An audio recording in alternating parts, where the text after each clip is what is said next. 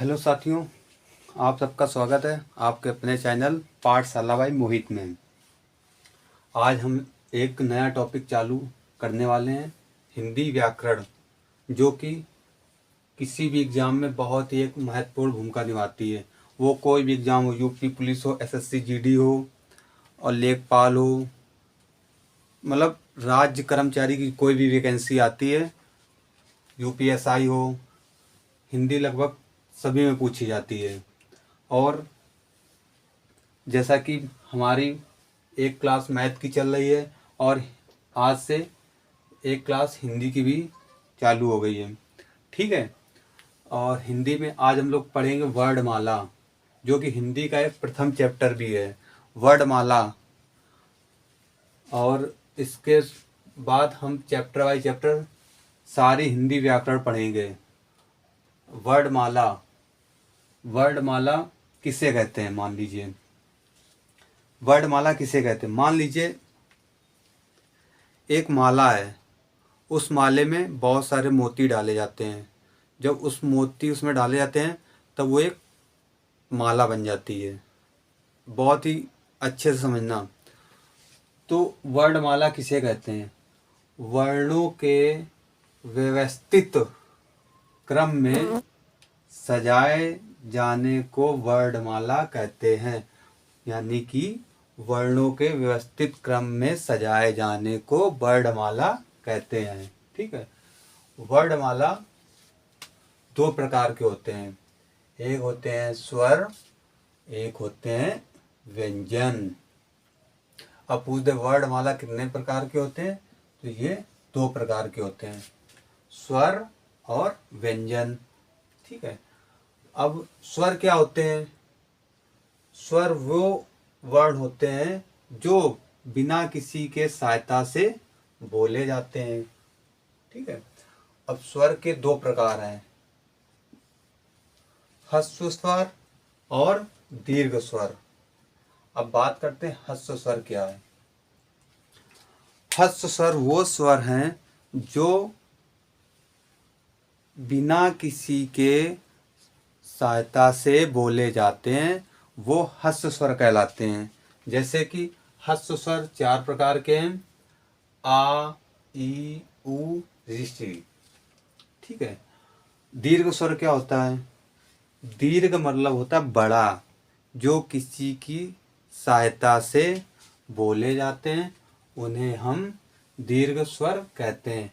जैसे कि आ, ई, उ, ए, ओ और औ, ठीक है। अब कभी कभी एग्जाम में पूछता है कि कुल स्वरों की संख्या क्या है? तो अगर कुल स्वर पूछेगा तो 13, ठीक है। और मान लो अगर बोल दे केवल मुख्य स्वरों की संख्या, मुख्य स्वरों की संख्या तो 11। यहाँ से क्वेश्चन काफी बार पूछा गया है कि कुल स्वर पूछेगा तो 13, मुख्य स्वर पूछेगा तो 11, ठीक है। अब बात करते हैं व्यंजन। व्यंजन क्या होते हैं? व्यंजन वो वर्ण हैं जो कि स्वर की सहायता से बोले जाते हैं, उन्हें हम व्यंजन कहते हैं। व्यंजन को पांच भागों में बांटा गया है, ठीक है। पहला स्पर्श व्यंजन। स्पर्श व्यंजन की संख्या 25, ठीक है। कहीं कहीं 27 भी है, अभी वो भी आगे डिस्कस करेंगे कैसे। स्पर्श व्यंजन 25, अंतस्थ व्यंजन 4, ऊष्म व्यंजन 4, आगत व्यंजन 2, संयुक्त व्यंजन 4। यहां से एग्जाम में डायरेक्ट क्वेश्चन आता है। जैसे कि बोल देगा स्पर्श व्यंजन क्या है, ठीक है। स्पर्श व्यंजन, स्पर्श व्यंजन को भी 5 भागों में बांटा गया है, ठीक है। का वर्ग से लेके पा वर्ग तक, और 5 भागों में और 5 वर्ण बांटे गए, तो ये 25 हो जाएंगे यहाँ से। ठीक है, बात ये समझ में आ गई होगी आपके। अब बात करते हैं अंतस्थ व्यंजन। अंतस्थ व्यंजन 4 प्रकार के होते हैं। कौन कौन से? या, रा, ला, वा। अंतस्थ जो अंदर से निकलते हैं। ठीक है। अब बात करते हैं ऊष्म। ऊष्म व्यंजन वो है जिसमें ऊष्मा, मुंह से ऊष्मा थोड़ी ज्यादा निकलती है, तो उसे ऊष्म व्यंजन कहते हैं। जैसे सा, सा, शा और हा। अब आगत व्यंजन क्या है? आगत व्यंजन फारसी भाषा बोल सकते हैं, विदेशी भाषा से आए हुए वर्ण। क्या है? आगत व्यंजन। जैसे जा, फा, इसकी एक पहचान होती है, यहाँ पर बिंदी लगी होती है जगह पे, जिसे हम लोग बोलते हैं अनुस्वर बोलते हैं, पर वो यहाँ पर लगी होती है, ऊपर नहीं। ठीक है। बात करते हैं संयुक्त व्यंजन क्या है। संयुक्त व्यंजन 4 प्रकार के होते हैं। छ, त्र, ज्ञ, स्र। ठीक है। ये संयुक्त मतलब होता है मिलकर बनना। ये किसी वर्ण से, मतलब किसी भी स्वर से मिल के बने होंगे। स्वर से, किसी भी स्वर से ये मिल के बने हो, या मान लो व्यंजन से मिलकर बने हो, पर ये 2 वर्णों के मेल से ही बने हैं। इसे हम कहते हैं संयुक्त व्यंजन। ठीक है। अब बात करते हैं स्पर्श व्यंजन क्या है। तो स्पर्श व्यंजन को 5 भागों में बांट दिया मैंने। इसको आप याद रख सकते हैं। जैसे का, चा, टा, पा, ता, पा, का, चा, टा, ता, पा। ये एग्जाम में बहुत बार पूछे जाते हैं। जैसे कंठ, ये हमारा हिस्सा, ये कंठ। तो कंठ से जैसे अब का बोले, का, तो अंदर से कंठ से आवाज निकलती है। जैसे का, खा, गा, घा, अड़ा। अब थोड़ा सा उसके ऊपर बढ़ेंगे, ऊपर की ओर ऐसे, तो यहाँ पे तालब, तालू, तालू, तालू। तो तालू से चा, छा, जा, झा, अड़ा। थोड़ा और ऊपर आएंगे तो मूर्धन्य, मुंह से, और मुंह से बोले जाने वाले ता, था, टा, ठा, ढा, ढा, अड़ा। अब थोड़ा और ऊपर आएंगे तो दांत, दांत, दांत से बोले जाने वाले, जैसे ता, था, दा, धा, ना।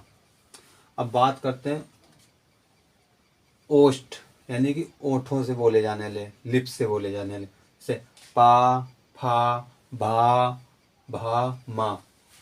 अब कुछ इनके मिक्स हैं, जो मान लो तालब, तालब। तो तालब कौन से होते हैं? सा और या। ये आपको विशेषकर याद रखना है। ठीक है। और पूछ देगा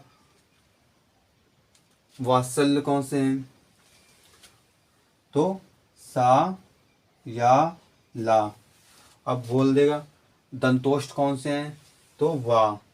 ये मोस्ट इम्पॉर्टेंट है।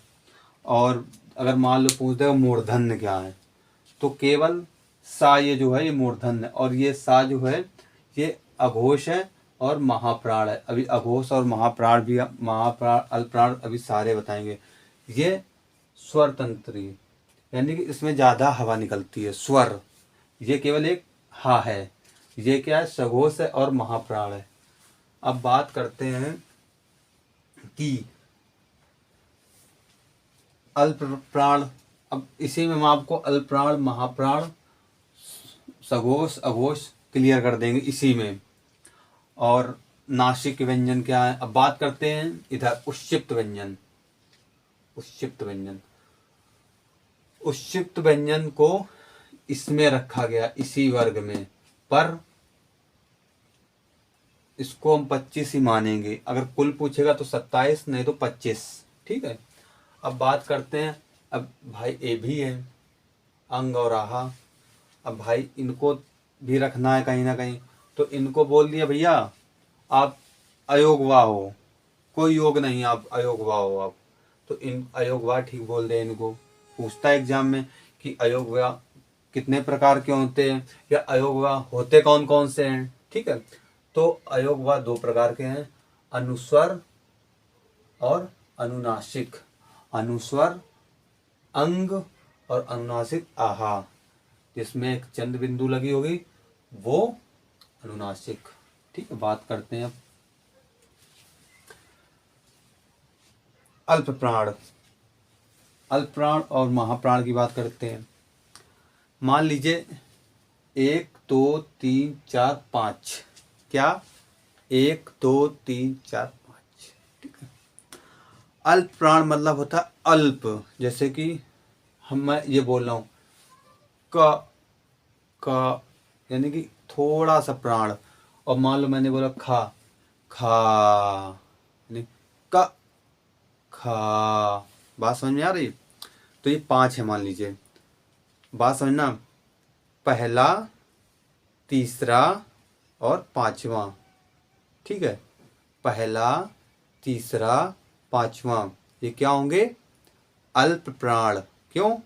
इनमें बहुत ही कम समय लगता है बोलने में। अल्प मान लो, अल्प बिल्कुल कम। ठीक है, महाप्राण दूसरा, चौथा, ये क्या है? महाप्राण।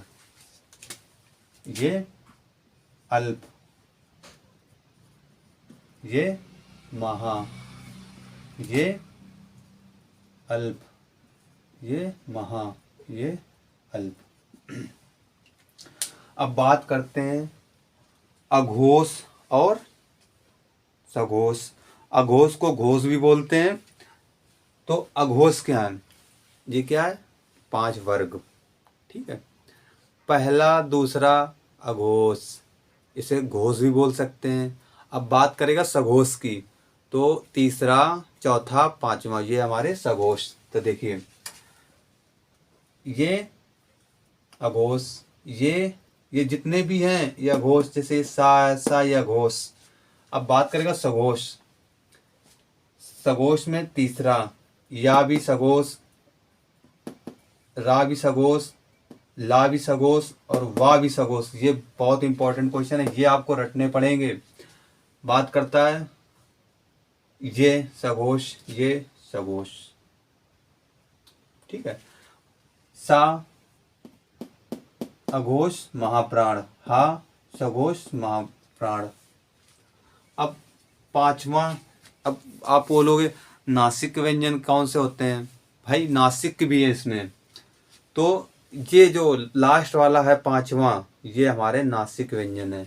यानी कि ये जो सारे हैं ये वाले, ये हमारे क्या है? नासिक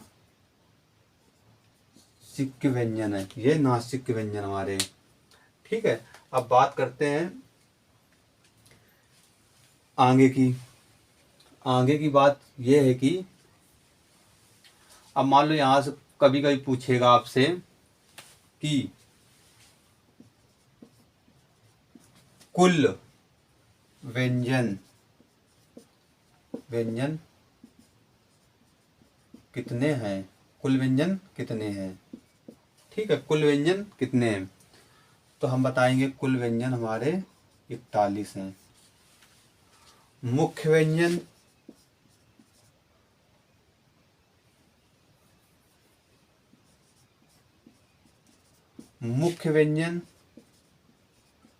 कितने हैं? 33। अब बात समझिए आप। अगर मान लो कुल व्यंजन 41 और बात करते हैं स्वर, ये तो व्यंजन हो गए। कुल स्वर हमारे पास 11। भाई तो ये कितने हो गए? 52। ठीक है, अगर मुख्य पूछेगा तो 33, कुल पूछेगा 41। ये क्लास आज यहीं पर समाप्त होती है। नेक्स्ट क्लास में वर्णमाला का बाकी बचा हुआ मटेरियल जो भी बचा है, जैसे कि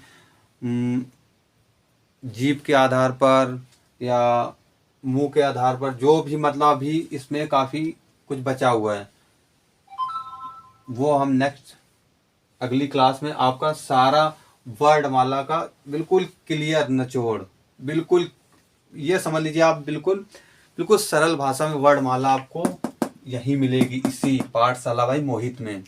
इस चीज़ की गारंटी है। कोई भी एग्जाम हो, 25 में 25 का टारगेट, 25 में 25 का टारगेट। अगर ये क्लास आपको अच्छी लगी हो तो अपने दोस्तों के साथ शेयर करें, लाइक करें, सब्सक्राइब करें। जय हिंद, जय भारत।